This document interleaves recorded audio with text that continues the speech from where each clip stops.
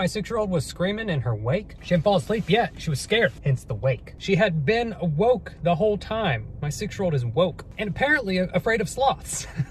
You can be both. She has this pretty big for a sloth, I guess. I don't know how big sloths get.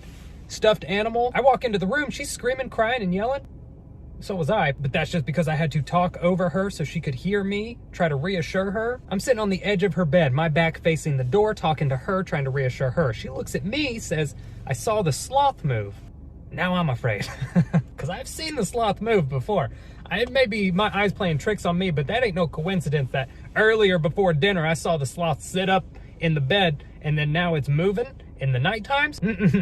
No, not a coincidence. Demons. That sloth is possessed. I saw the sloth when I came into the room. I don't know where it started, but it ended up at the door. I'm sitting on the bed, so I know good and well right behind me is the sloth. She peers directly into my soul and she says, the sloth moved. And then I start crying. I start tearing up as I'm trying to reassure her that nothing is wrong. It's impossible, sloths don't move, I promise. Knowing good and well I've seen it do it, and it's right behind me. I turn around real quick, okay, like this.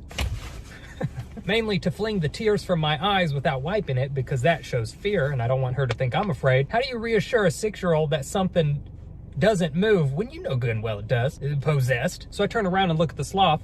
He may or may not be moving. They move pretty slow. I do remember putting the sloth on her bed before she went to sleep, which she never did anyway.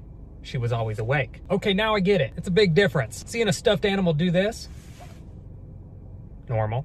Seeing a stuffed animal move from your bed to the door. I bought the sloth, okay? The problem is, my intentions for buying the sloth was to take the head off and make it into a mason jar. It was a 5-minute craft idea.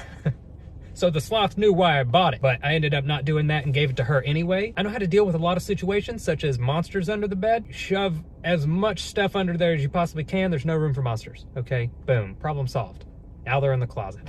I don't know how to deal with the extraterrestrial. Is that what demons are? They do be extra sometimes. This was like at 3 in the morning. She went to bed at 11. There's no curfew. She ain't got school. That means the sloth would have had to start moving from the second I put it on the bed to get to the door in 4 hours.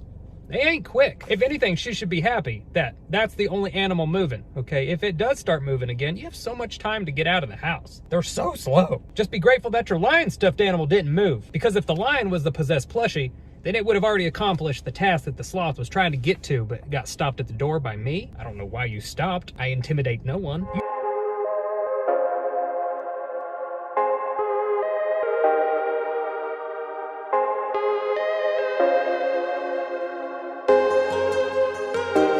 This video is over now.